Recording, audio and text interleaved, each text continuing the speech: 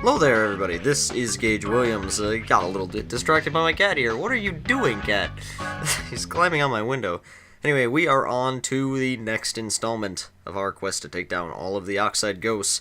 Mystery Caves. We are going to my favorite track in the game. I have a lot of good things to say about Mystery Caves. I'll try to actually be helpful in this video, but I think the gameplay will speak for itself more than any other track in the series, I'd say, because I go to Mystery Caves so often. It is... I really genuinely love this track. I love everything about it. The atmosphere, the music, the track layout. It's all good. I really enjoy it. I really do. So, let's move right on. My favorite thing about Mystery Caves is the music, and as I mentioned before in... I want to say the Ruse Tubes video is where I kind of went on about this for a while, but I am a big fan of gaming soundtracks, and yeah, Mystery Caves, I love this song. It's one of my favorite video game pieces of music out there. I really like it. It's kind of energetic, it's got some nice instrumentation to it. It's nice. I like it. It's got a good beat. As for the track layout, I really love this track's layout. That's one of the biggest things I have to compliment it. This track overall, if I had to say one thing, is that it's fun. And that's what's important. I mean, it's not...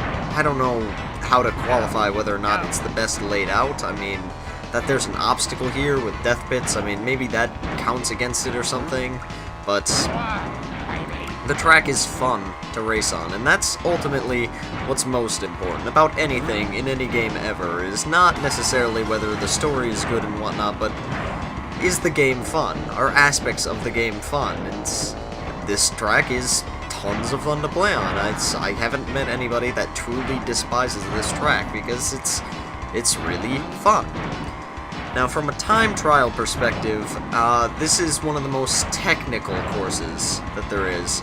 You have to get down into a sort of rhythm where you have to chain your drifts together really effectively. You have to kind of know what you're doing before you get there, because there's a lot of subtle things in Mystery Caves that you can do to make your times better. One of the most varied tracks in that regard, anyway. There you have a lot of options of things that you can do. So we are going to try and tackle some of the things I do most often. One of the things you'll notice that I actually change for the rest of this video is, I'm really worried that my cat's gonna bump this mic. Dude, watch out. The shortcut that you've been seeing me take on, like, that very first turn, or technically the second one, where I've been cutting across the dirt pathway, for the rest of this video, I'm not going to do that anymore, and honestly, I think that it's just about the same speed. So taking the shortcut is just a bit of an unnecessary risk, really. I mean, if I didn't screw up my entry into the jump pads there, then I probably would be up near my ghost, but I screwed that up, so I'm way behind. Right here, this is one of my favorite sections of the track, is this lengthy split, just because you can really chain drifts effectively there, and it feels good to just elongate your drift, just barely avoiding the wall. It's a nice feeling. I mean, it's kind of hard to do. It's one of the biggest things that I would recommend that you try and learn, is how to get through that area, because that will end up slowing you down the most if you don't feel comfortable with your chain drifting. Another thing is the turtle pads. Depending on if it's on a curve or not, it determines whether or not you should drift through them or bounce through them. And like I mentioned on Tiger Temple, learn to drift the moment that you land from things, but because that's going to really help you in this track with the multiple bounce pads, where you can land on top of another bounce pad, but be initiated in a drift, so you'll get the height benefit from the boost, and you'll get the, hang time from the boost. Unless I said that one. Hang time and drift, you're gonna get both of them. Right there, if that turtle pad wasn't down, then I probably would have drifted through the air, finished off my drift, and then upon landing, continue a new one, so that you can essentially make what is basically a single drift go on for 4, 5, or 6 boosts, depending on how close to the wall you get. And, these jump pads with the fireballs, this is going to be your biggest obstacle. Now, in terms of beating Oxide, If you are really proficient at chaining your drifts and you do everything else right, you can afford to hit a fireball. I had footage of the original time that I did this where I did actually hit a fireball and still managed to just beat him. But it'll be cutting it close, so for the most part, I would recommend going again if you hit a fireball, but you do have an opportunity to make it up. Now, in terms of dodging the fireballs, you have three main options. You can stay to the middle of the jump. If you go in the exact middle of the jump pad, you will be safe, regardless of which fireball's up. If you go on the very, very inside or outside edge, where you basically kind of cut the corner and then swerve back into the track, you'll be safe as long as you get back onto the track. Or you can just go based on the timing and just know, alright, this fireball is not going to be up, so I can afford to drift through this section. If you can avoid hitting the fireballs, that'll be all excellent.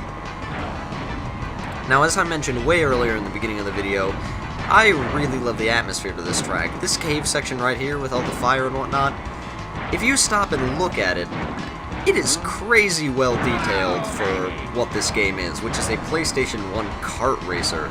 There is a lot of detail that went into the background of this track, almost more so than any other track I can think of in this game. I mean, the level of detail in here is phenomenal. They carved out these caves and put in all these stalagmites, these random, just like tiki statue heads. It's nice little touches like this that just make it kind of interesting. I mean, seriously, just look out to the right. That's quite a bit of detail. Just for high consideration, anyway. Also, don't know how I managed to not hit that one fireball, or the second one, actually. Those were both really close, and I got really lucky there. Right here is an example of landing on the bounce pad, but immediately starting off a drift anyway. They count as a collision box, so yeah, and right there, did the same thing. If you learn to drift right off of landing, you are going to be pretty much set for Mystery Caves. Now, all things considered, Mystery Caves can be a difficult ghost, not because the ghost per se is good, but because this is a more technical track.